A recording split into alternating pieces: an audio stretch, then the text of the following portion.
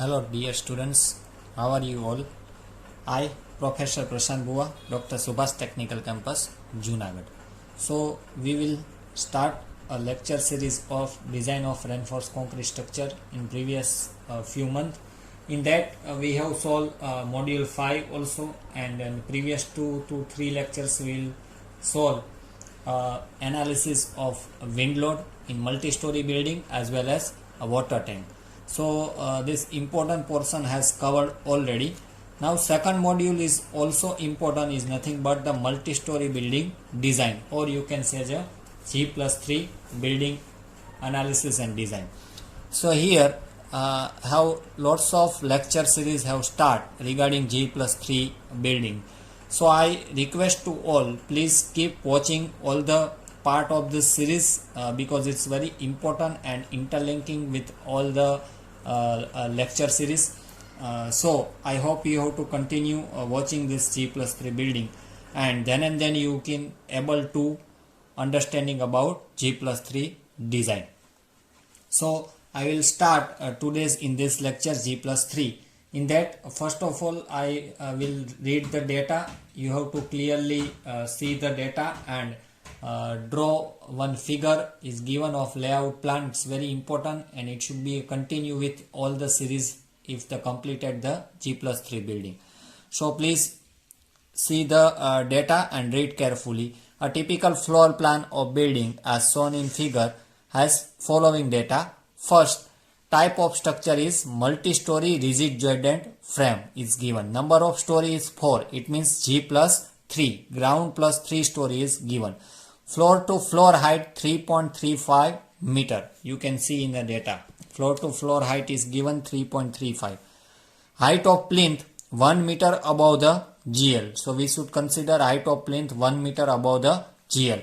External wall 230 mm thick including plaster. So 230 mm thick including plaster. So not additional to thickness of plaster is given.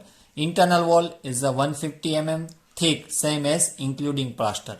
Bearing capacity of soil, it means SBC, when our building is located at SBC is 200 kilonewton per meter square. Imposed load, in that two part is given. First one is roof.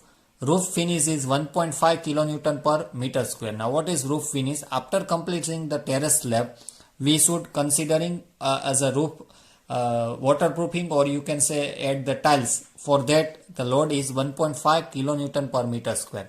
And live load on roof, it means roof slab, it's 1.5 kilonewton per meter square. Generally the live load of roof is considering the minimum load, because at the last load there are no live load is occur in a terrace, and that's why.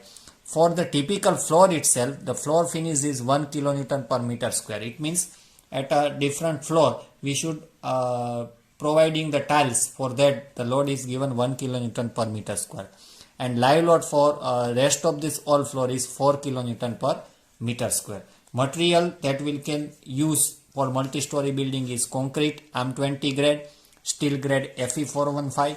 Unit weight of concrete 25 kilonewton per meter cube.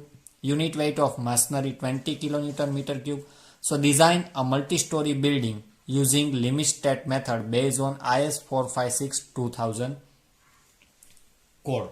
So this data is given. Rest of this data you can assume additional to if you have to require any design portion. So now we go for directly on a floor plan. It's given in a data. What should be the floor plan is given. Please see the carefully layout plan given in our data. It's not seen completely. I will be forwarding in landscape. Still it's not clear. Okay. You can see that this is the floor plan is given. In that the first portion we will discuss. There are 6 by 3 bay. 1 bay, it means 6 by 3 bay slab. How many slab? 1, 2, 3, 4, 5, 6 in first strip of our layout plan. Second strip there are only 3 slab and the bay is 6 by 4 and there are the 3 slab. Again the first portion is repeated at the last one. Again 6 slab are given, 6 by 3, 1 2 3 4 5 6. So this is our plan that should be designed under multi-story building. Now you can see that there are the column notification is given. This is C1, C2, C3, C4. This is our periphery column. Next one is C5, C6, C7, C8, C9, C10, C11, C12. Again C13, C14, C15 and C16. It means total 16 columns are given with the same uniform size. Now we are considering the beam. So first of all we considering the horizontal beam. So B1, B2, B3. So B1 you can see that the size of B1 is 6 meter. Again size of B2 is 6 meter. Again size of B3 is 6 meter. So this B1, B2, B3 horizontal beam. Again B4, B5, B6. These all are uniform.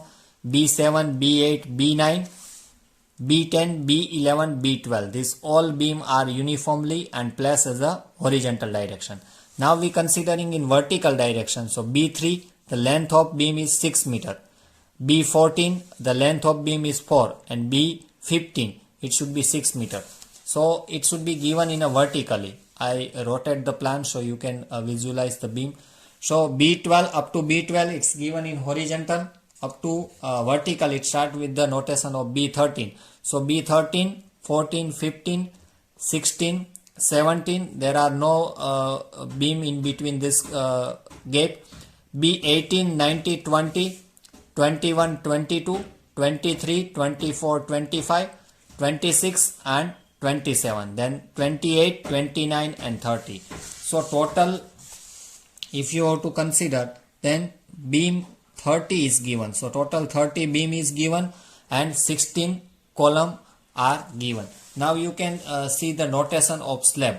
In upper strip there all slab are equal and S1 it means a single one way slab. So this is one way continuous slab. You can see that S1 this should be a continue. One slab has 3 meter span and it should be continuous up to 6 span of slab. So that's why one way continuous slab.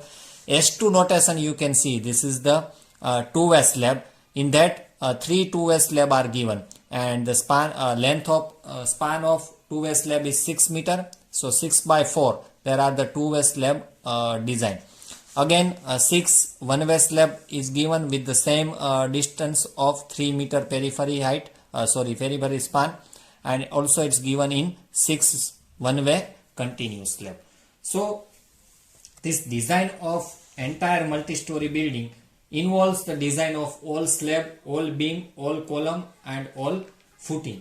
But for our purpose of study, we will design, what should be we will design? We will design one slab of typical floor level at any slab of typical floor level. One way continuous beam typical floor level, either one way continuous we will solve and one S2 is solved.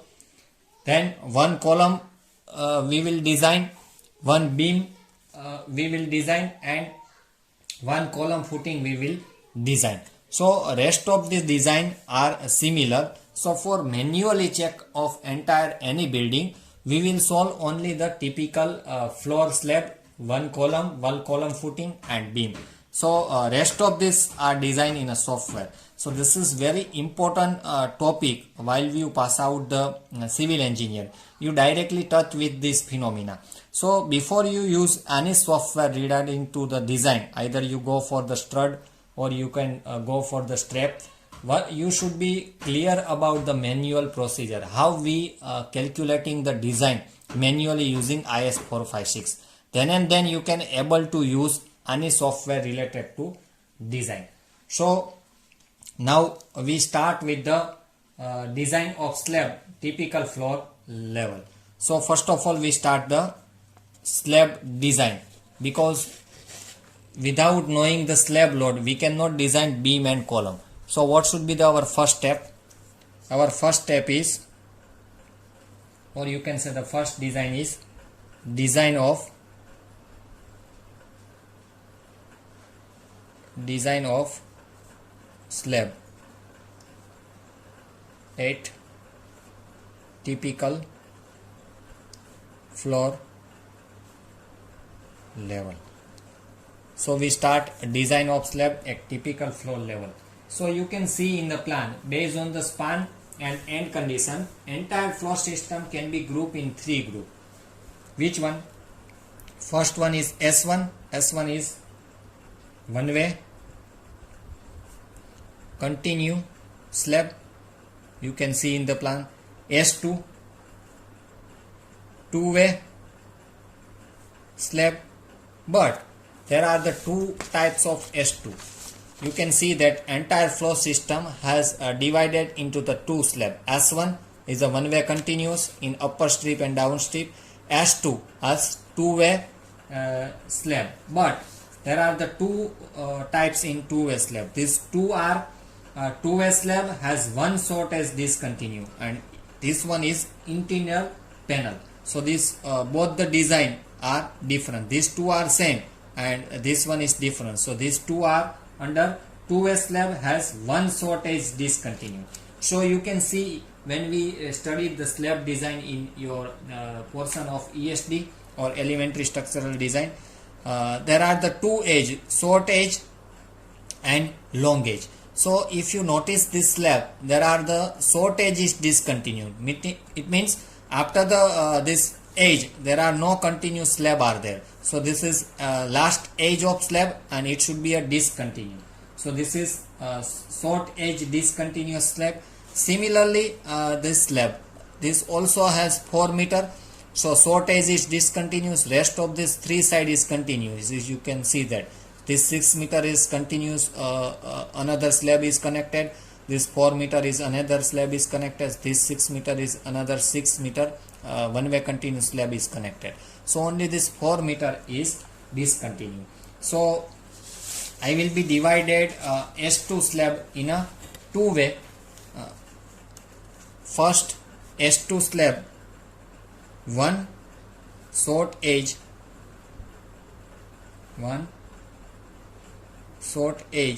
is discontinuous. I hope you have to understanding this discontinuous as. And another two way slab is, you can write that, interior panel. It means this all edge of slab is continuous. There are no discontinuous edges. You can see that. So this is interior panel. This all four side are continue. No discontinue as are there. So that's why I written down that two way interior slab. So now we can design first of all design of one way slab, one S2 slab either left hand side or right hand side, and one S3 slab. You can see that this is the S3 slab. So here you have to note it down. This notation should be changed. This one is S3. So as per the typical floor plan is given, there are the three type of slab. S1 one way continuous, S2 two way slab with one short edge discontinuous, and S3 two way slab with interior panel. So three types of slab are given entire floor system. Total 16 column are there and 13 beam are there. So this is total entire layout of plan. So now we will start a one way continuous slab. So first of all we design S1 slab. So we'll start design. Already you have to study in a previous semester in elementary structural design, but at that time you have to design a separate part of this RCC element. In this portion we will continue design at whole system of up to fluting to slab. So first of all we start design of one way continuous slab. In that first you can remember that our first step of any particular slab is nothing but effective depth. First of all we find out effective depth with the codal provision of IS 456 page number 37 or 38. You can open that. There are the equation of ratio is given. L by D is equal to 26 multiplied by MF. Now what is MF? MF is modification factor. L we know. What should be the length of one-way continuous slab? You can see our layout plan. At any one-way continuous slab, it should be length is 3 meters. So our span and length is 3 meters for one-way continuous slab. Now modification factor 26. This 26 is based on continuous slab. If our slab is cantilever, then it should be 7, and our slab is two-way. Then your L by D ratio, it should be 26. So here the continuous slab is given, and that's why our L by D ratio is 26. Now we find out the modification factor. So for that we assume the PT. So for slab, first of all we assume PT 0.4. So this range of assuming the PT is between 0.4 to 0.6. Generally we have assumed 0.4 for one-way continuous slab. Now as per the data, M20 grade of concrete is given and Fe 415 steel is given. So according to data and our assumptions of PT, we will find out MF. So MF we have to find out 1.35 by using this figure of page number 37 is given. And the alternative method of MF, the equation of MF, please note it down. This is not given in IS code. MF is 1 upon 1 plus 0.625 log PT. This equation you can also find out the MF. Otherwise, based on the PT assume and M20 and steel upgrade, you can also find out MF according to IS 456. So now the equation of L by D ratio 26 multiplied by MF. So I put the value of MF 1.35. Now I put the value of L also 3 meter. It means 3000 mm. So now we can find out easily with the effective depth. So if you have to solve this equation, you find out effective depth 85.47 mm. This should be effective depth. So I think you have to remember the difference between overall slab and effective slab. Overall slab means total height of slab. Effective depth is center of steel to the top of slab. So that should be the difference between overall depth and effective depth. So I again rounded this slab. So I should provide D 19 mm. So it should be clearly effective with the cover. Now assume 10 mm diameter of bar. So as per the one-way continuous itself, we should provide minimum 10 mm bar. So why should assume 10 mm before we design? Because we find out capital D. So what should be the overall depth? So that equation you know, D 5 by 2 plus clear cover. So this is the equation of capital D. So after finding out the effective depth, we find out the capital D, and that's why we needed to assume the diameter of steel. So in our case we should assume 10 mm diameter. So our D is 90, 10 by 2 5, clear cover, you all of you know the clear cover of slab is 20. So our capital D is 115 mm. So in our first step of one-way continuous slab, first we find out the effective depth. So D is 90 mm and capital D is 115 mm. What should be the next step of one-way continuous slab? Is nothing but effective span. After finding out the effective depth, next is finding out the effective span. So next step, find out the effective span. For that we have used IS 456 page number 34. In that the effective span condition is given. the effective span shall be smaller of clear span plus D or center to center support. So this both condition in a smaller, that will be considered as our effective span. Here in our data, center to center span is given. What should be the center to center span? Is 3 meter. It means 3000 mm. Now width of support. So width of support. Now as per the data is considered, there are no clearly mention about the support.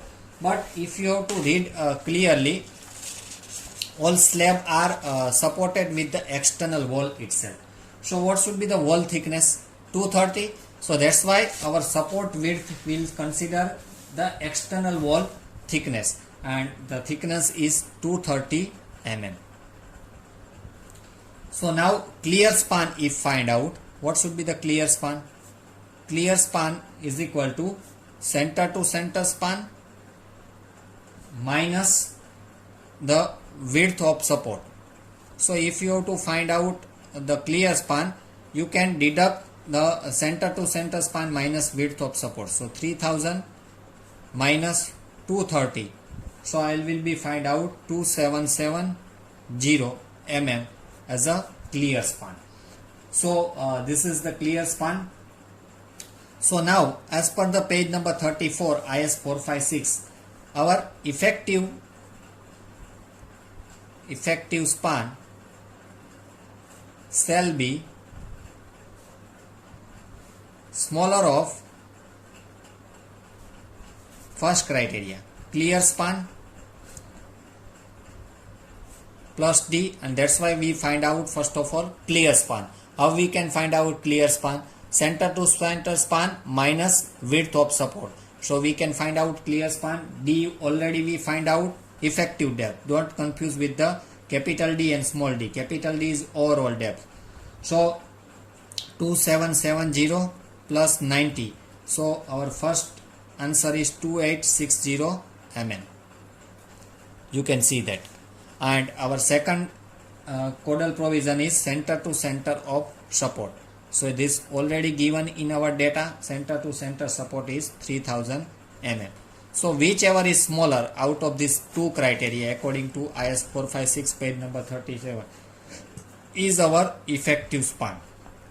So our effective span is 2860 mm. So in our next step we find out effective span of slab. Now third step we have started. So in third step, what should be needed? We needed the load acting on a slab.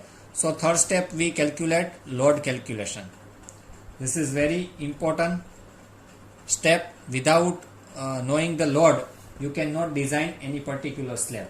So in the load calculation, I will be separating in two portions. First one is dead load,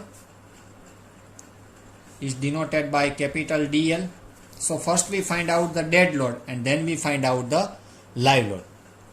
So dead load, in that first self-weight of slab.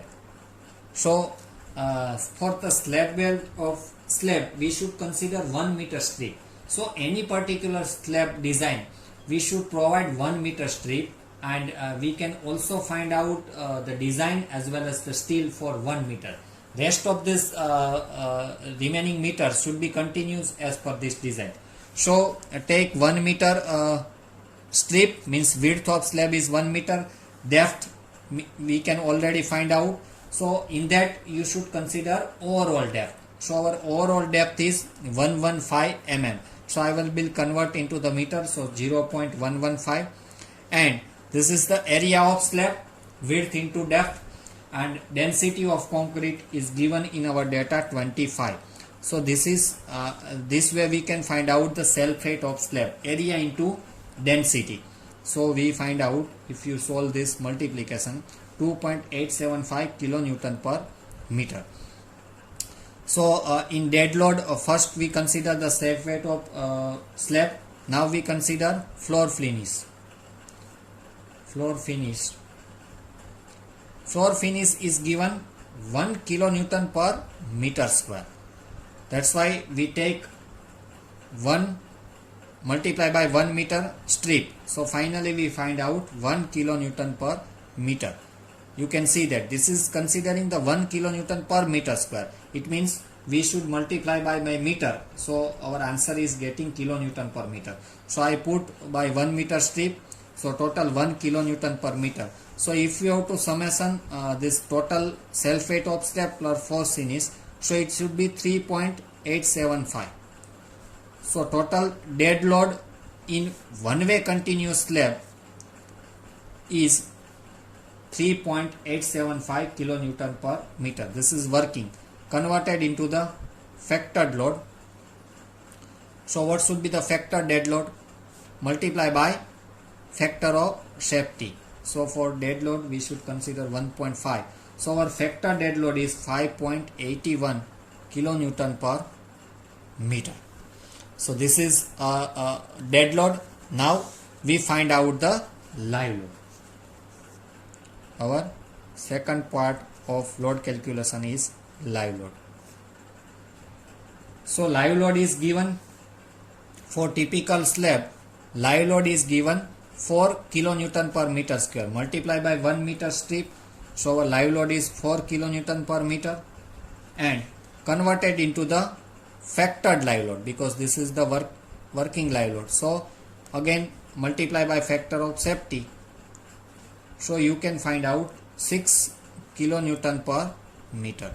So at step number 3, you have to evaluate factor dead load and factored live load. So always considering the factor load while we design the any particular slab. Don't we take working load, because you compulsory need to add factor of safety. Now our third step is completed. So next step we finding out the bending moment calculation. So for that we should considering the table number 12, and for bending moment coefficient finding out for one way continuous slab. So for that we have to use table number 12. So this is the long process to finding out the all coefficient. So we will continue in a next lecture. So up to this lecture we will stop with the load calculation. So I hope you have to understanding the total layout plan of building. It should be same as continue after the ending of up to the ending of this G+3. So please kept in mind. And particular this lecture we have completed 3 steps of one way continuous slab. First one is effective depth, second is effective span, and third one is load calculation. In that total dead load of one way continuous slab and total live load of one way continuous slab. So in next lecture onward we first of all finding out the bending moment coefficient according to table number 12. So I request to all please refer the table number 12 is given on page number 36 IS 456. So based on the next lecture we use this table, and based on this table we continues the bending moment coefficient and finding out the bending moment at particular joint and design a steel for one way continuous slab. So I hope you have to understanding with the all the parameter we will considering to finding out one way continuous slab. Thank you student for watching this video. In next lecture we will continue with the same topic and finding out the bending moment coefficient for one way continuous slab.